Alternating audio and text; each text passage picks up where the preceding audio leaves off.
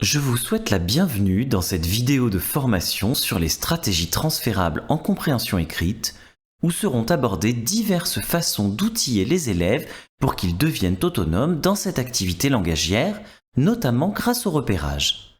Je suis Harry Boiniche, formateur académique en anglais dans l'Académie de Nice, et vous accompagnerai tout au long de cette vidéo. Pour commencer, j'aimerais partir de ce que l'on voit souvent lorsque l'on observe en classe des activités autour de la compréhension écrite. Il est assez courant de voir qu'un professeur distribue une worksheet avec des questions pour accompagner un texte et que, sur cette fiche de travail, figurent des questions directes du type « Who are the characters ?», ou bien des exercices de vrai-faux avec des questions de type « A is B's father, true or false ?». On pourrait y trouver également des questions à choix multiples ou bien des exercices de type fill in the blanks avec un résumé à trous que les élèves doivent compléter. Pourtant, tous ces exercices, aussi divers soient-ils, n'apportent rien aux élèves. Ils ne font en effet que vérifier leur compréhension, mais ne les entraînent absolument pas.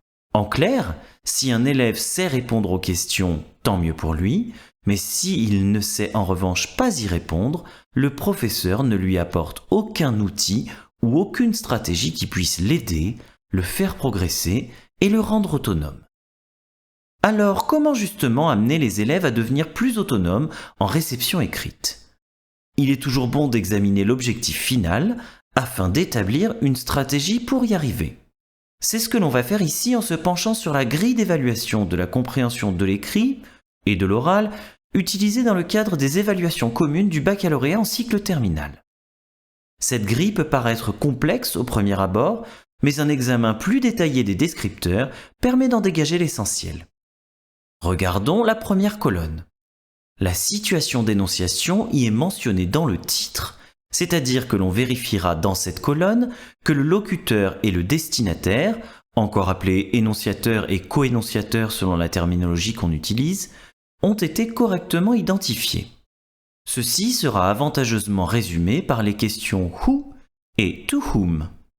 Sont également mentionnés plus bas les thèmes, lieux, personnes, événements, etc. qui peuvent être condensés en what about, where, questions auxquelles je prends la liberté d'ajouter when du même acabit.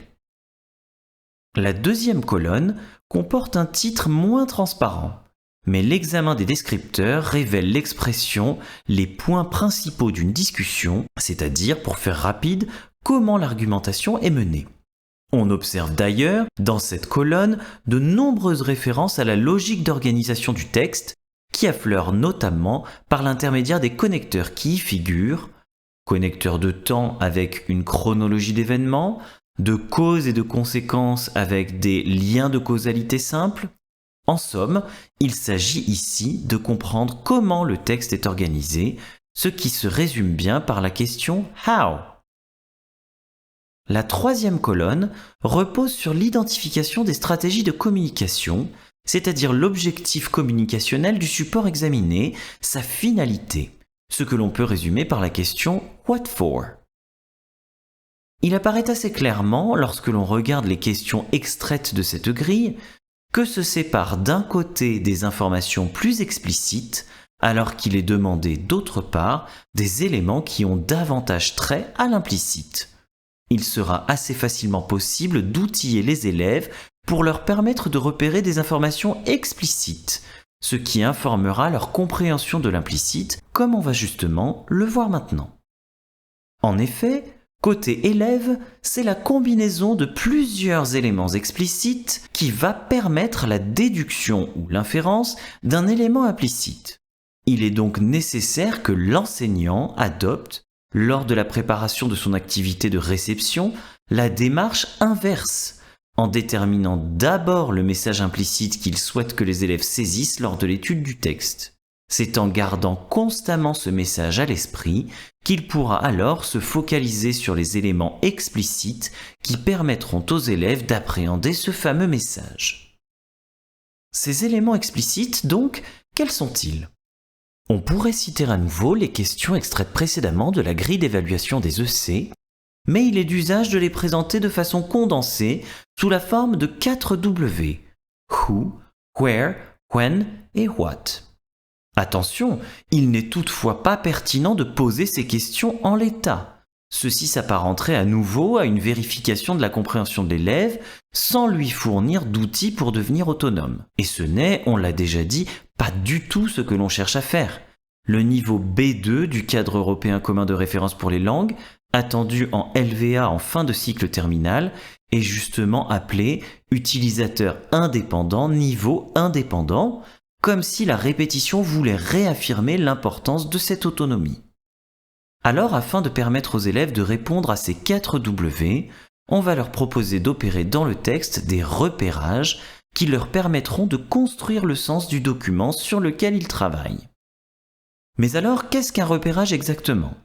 Pour comprendre le concept, il faut se mettre à la place d'un élève qui est, au départ, en situation d'incompréhension par rapport au texte qu'il lui est demandé d'étudier, un peu comme cette image sur la droite de l'écran où l'on ne voit qu'un enchevêtrement de lignes noires qui n'évoquent rien. Effectuer des repérages dans un texte, c'est demander aux élèves d'y isoler des éléments ayant un point commun simple qui les rend immédiatement compréhensibles.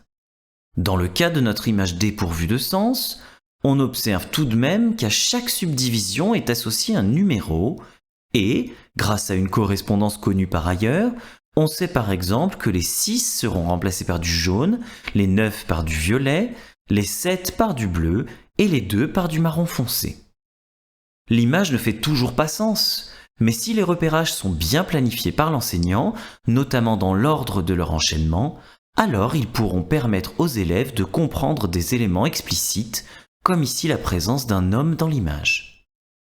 Ces éléments explicites, mis ensemble, vont mener les élèves à inférer la signification implicite du document, ici le fait que l'homme est stupéfait et quelque peu apeuré par le spectacle du volcan en éruption qu'il observe, comme en témoignent les éléments explicites tels la direction de son regard et son langage corporel, bouche ouverte, bras tendus et paumes en avant en signe de protection. J'espère que cette métaphore imagée vous aura été utile et je vous propose maintenant d'appliquer le concept à la réception d'un texte en langue étrangère où, comme un élève, vous serez mis en situation d'incompréhension. Voici, afin de m'assurer que vous ne trichez pas, un document en suédois. Il y a fort à parier que vous ne le parlez pas, je vous rassure, moi non plus. Un élève qui découvrirait ce document doit-il pour autant se sentir intégralement désarmé et baisser immédiatement les bras ? Pas si son professeur lui suggère d'observer dans le document des éléments pertinents qui feront sens malgré tout, car ils sont connus par ailleurs. C'est la réalisation de ces observations que l'on appelle repérage. Le premier repérage que l'on pourrait demander aux élèves de réaliser est celui de la mise en page du document. En effet, si l'on observe les différents éléments qui le composent, on dégage un titre, une image et 2 colonnes de texte. Une telle disposition suggère immédiatement un journal ou un magazine où l'on trouve principalement 2 types de documents, des articles ou des publicités. À ce stade, il est encore impossible de se décider pour l'un ou l'autre type de support, mais encore une fois, c'est la conjugaison de plusieurs éléments explicites qui permettra la déduction du sens implicite du document. Il est intéressant au passage de faire un rapide aparté sur la mise en page, tellement c'est un élément facile d'accès pour les élèves qui peut orienter et soutenir leur compréhension. En effet, certains types de documents impliquent une mise en page très codifiée, aisément identifiable par des élèves. La place prépondérante de l'image dans une publicité, où elle est toujours accompagnée d'un slogan et d'un ou plusieurs logos, identifiant une marque, donc répondant à la question « Who ?» est par exemple un trait connu de tous. L'image, le slogan ou encore la connaissance de la marque à l'origine de la publicité permettent également bien souvent de répondre à la question « To whom ?», ce qui signifie que, dans le cas d'une publicité, l'intégralité de la situation d'énonciation peut être éclaircie en observant seulement la mise en page. Encore plus simplement, l'objet de la publicité est toujours identifié sans équivoque, répondant ainsi de surcroît à la question « What about ?». La mise en page d'une lettre Et sa structure en bloc est elle aussi extrêmement révélatrice et riche de réponses à de nombreuses questions relevant de l'explicite. Who identifie l'expéditeur présent dans l'entête et la signature. To whom, le destinataire signalé dans le bloc d'adresse et la formule d'ouverture. Where et when dans les adresses et la date. Et la réponse à what about pourra être trouvée en examinant le corps de la lettre. Il est maintenant temps de revenir au document en suédois que je vous ai présenté précédemment et de regarder l'image qu'il comporte de plus près. La présence d'un homme caché sur le porte-bagages du train en fait un cliché trop peu vraisemblable pour être réel et indique qu'un article à contenu sérieux est peu envisageable. On est donc très probablement en présence d'une publicité. Il est désormais opportun de se pencher sur le texte et, même en suédois, certains éléments restent immédiatement repérables au travers de points communs saillants. La ponctuation d'abord, qui contient plusieurs points d'interrogation, qui signifient des questions, rhétorique dans le cas d'une publicité. Justement, et comme de bien entendu, pour répondre à ces questions, on trouve ensuite de nombreux points d'exclamation qui indiquent un enthousiasme, là aussi propre à la publicité et aux produits qu'elle vante. D'autre part, la présence de chiffres, tous accompagnés de mots transparents, est également assez évidente. Je ne vous ferai pas l'affront de tenter de prononcer du suédois, mais cette première expression évoque clairement « up until 26 years old ». La seconde évoque la première classe. Celle-ci suggère « a 75% rebate ». Et les derniers chiffres couplés à ce qui est clairement des mois de l'année suggèrent des dates.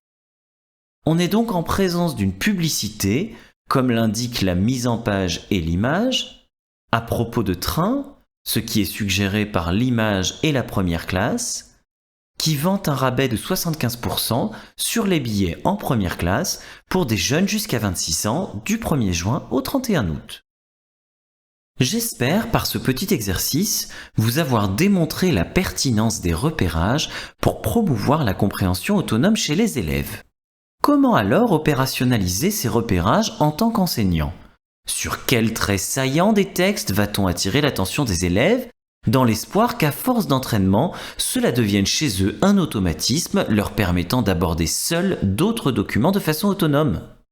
Cela dépend bien évidemment du document à étudier, mais je vais dresser ici une liste, non exhaustive bien sûr, de repérages simples qui permettront aux élèves de trouver des réponses aux 4 W. Pour who, on pourra demander de se pencher sur les noms propres, grâce à leur principale caractéristique qui est de commencer par une majuscule, sur les divers pronoms et possessifs, ainsi que sur les relations et liens familiaux. Pour where, il sera possible d'examiner les noms de lieux, commençant eux aussi par une majuscule, mais très souvent précédés d'une préposition de lieu. Les dites prépositions de lieu, justement, les mesures de distance, les adverbes de lieu.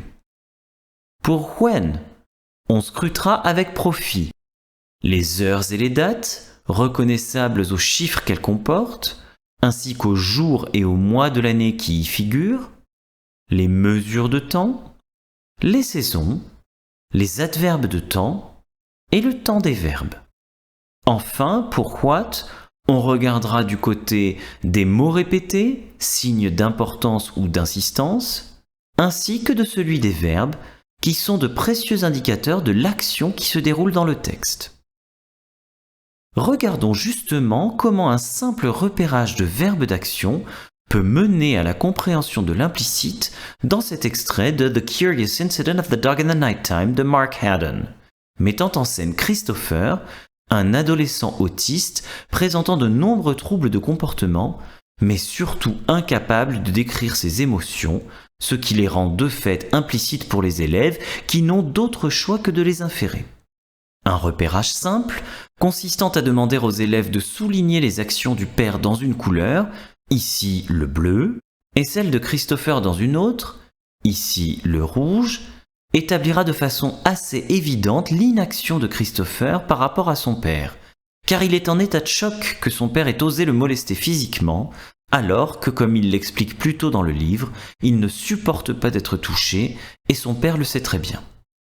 Il est intéressant d'évoquer que, pour être signifiant et apporter de nombreuses informations, les repérages ne doivent pas toujours être réalisés sur l'intégralité du texte, surtout s'il est long.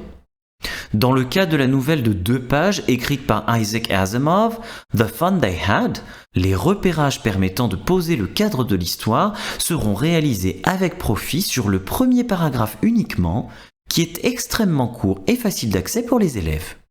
Pour répondre à la question Who, en isolant les prénoms Margie et Tommy, commençant tous deux par des majuscules, on déduit qu'il s'agit de 2 enfants prénommés Margaret et Thomas, mais appelés par des diminutifs, et qu'ils sont donc probablement amis, comme le sont les enfants à cet âge. Pour répondre à when, la date, avec ses chiffres et son mois de l'année caractéristique, indique un texte s'inscrivant dans le genre de l'anticipation futuriste et de la science-fiction. Un autre élément temporel, that night, période de la journée, va d'ailleurs servir à répondre à la question where. Il est fort probable que Margie, une enfant, se trouve le soir dans sa chambre. Cette déduction pourra d'ailleurs être confirmée par le mot diary dans le cas où les élèves le connaissent. La chambre est en effet le lieu privilégié de l'écriture d'un journal intime. Enfin, pour what, les verbes d'action wrote, qui est ici verbe introducteur d'un discours rapporté à l'écrit, mais surtout found, qui est le sujet réel du texte, ainsi que le complément a real book, permettent de déduire que l'on traite d'un type de livre différent de ceux, moins réels, auxquels Margie est habituée. Tommy a donc trouvé un livre papier bien différent de ceux qui existent en 2157. Cette alternance constante de repérages trouvés dans le texte, suivie de déductions réalisées par l'élève, s'illustre bien sur la taxonomie de Bloom révisée, présentée à l'écran. Les repérages, au bas de la pyramide, sont des processus de bas niveau cognitif, demandant peu d'investissement et de capacité cérébrale aux élèves. Les inférences, et donc la formulation d'hypothèses menant à la construction du sens, sont des processus de haut niveau cognitif, qui demandent aux élèves de mobiliser de très importantes ressources cérébrales. On comprend mieux, grâce à cette taxonomie, pourquoi il est important d'alterner les processus de bas niveau et ceux de haut niveau cognitif, comme dans les exemples que je vous ai proposés tout au long de cette vidéo. S'ils stagnent trop longtemps au bas niveau, les élèves s'ennuient, et s'ils sont constamment sollicités au haut niveau, ils s'épuisent. Je vous ai surtout beaucoup parlé jusqu'ici de documents publicitaires et de textes narratifs. Mais il y a bien sûr de nombreuses autres possibilités et je vous propose maintenant d'en passer quelques-unes en revue, à commencer par les articles de presse. L'article de presse sur lequel je vous propose de travailler est intitulé UK Pupils to Join Strike Over Climate Change Crisis, extrait du Guardian. C'est un article qui a déjà été proposé lors du webinaire Objectifs et modalités de l'enseignement mixte en LVE anglais, proposé en juin 2020 par l'inspection d'anglais, webinaire que vous pourrez retrouver en flashant le QR code affiché à l'écran. Voici le texte de l'article. Je vous invite maintenant à mettre votre vidéo en pause pour vous laisser le temps de le lire, afin que je puisse ensuite vous proposer des repérages détaillés sur cet article. Je vais, comme de coutume, articuler les repérages proposés autour des 4 W. Pour who, on pourrait repérer les citations, matérialisées dans l'article par la présence de guillemets.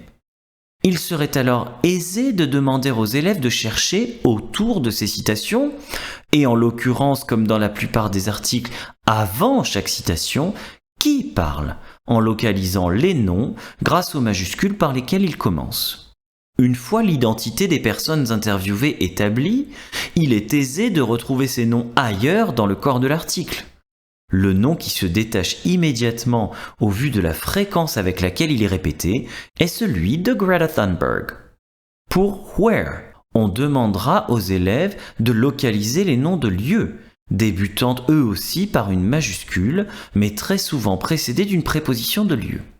On pourra demander aux élèves d'opérer une rapide recherche sur les noms de lieux inconnus, Et il en résulterait que ces lieux sont tous situés en Europe et que le Royaume-Uni y est surreprésenté. Il est non seulement cité littéralement de nombreuses fois, mais présent également par le truchement de plusieurs villes qui s'y trouvent. Ceci sera confirmé par la source de l'article présente dans le paratexte. Cet article est en effet tiré du Guardian, quotidien britannique, qui adopte tout naturellement une perspective nationale dans l'examen des informations relatées. Pour when, le paratexte fournit une date de publication qui semble assez récente. L'article a été publié l'an dernier, ce qui est confirmé par la plupart des diverses dates et mesures de temps présentes dans le texte, qui parlent presque toutes de l'année en cours. Enfin, pour what, il est intéressant de mettre en regard, au vu du type de document, le titre et le sous-titre qui se reformulent l'un l'autre. UK pupils correspond ainsi à thousands of pupils. To join strike correspond à to walk out of lessons. Global est repris par l'expression growing concern.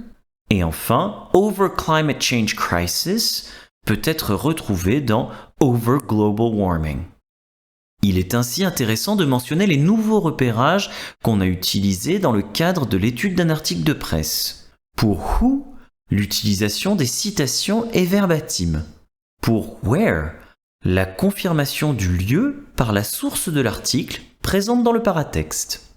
Pour when, le placement temporel grâce à la date de publication également présente dans le paratexte. Et pour what, la correspondance titre et sous-titre.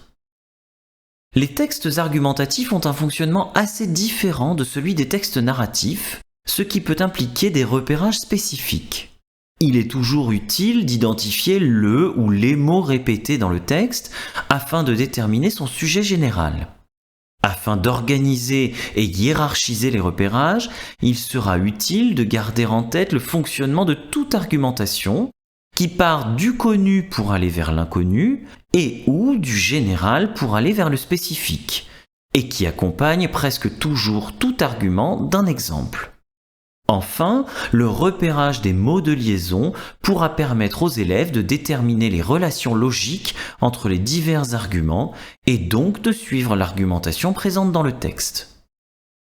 Même des dossiers techniques, qui sont des documents plus longs, comme ce Smart Speaker Project Report, accessible en flashant le QR code qui s'affiche, seront traités avec profit grâce à des repérages lors des cours de TLV par exemple, ici en filière STI2D.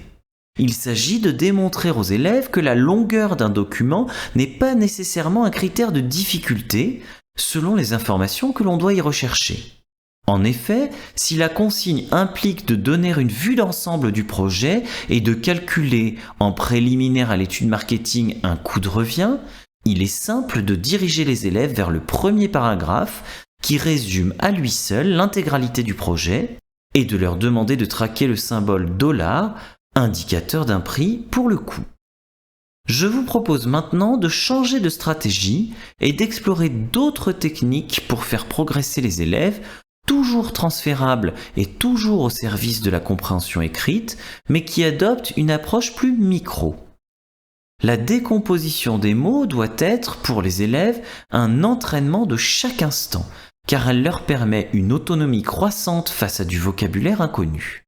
Afin de la travailler, il est utile de garder en tête la façon dont de nouveaux mots sont créés à partir de l'existant. Par dérivation, où l'on adjoint à une racine des affixes, que ce soit des préfixes qui se placent avant ou des suffixes qui se placent après. Par composition, où l'on joint deux racines. Par fusion, où l'on fait fusionner deux racines pour former un mot valise, appelé portmanteau word en anglais. L'utilisation de stratégies de compréhension via la décomposition de mots inconnus doit être constante pour pouvoir être intégrée par les élèves et les aider sur le long terme. Il ne faut donc jamais hésiter à décomposer avec eux tout mot qui peut l'être. Afin de créer des repères, ne pas hésiter à insister également sur les invariants de sens des préfixes et suffixes fréquemment rencontrés. Certains affixes ont un sens qui reste proche de celui qu'ils auraient en tant que mot autonome.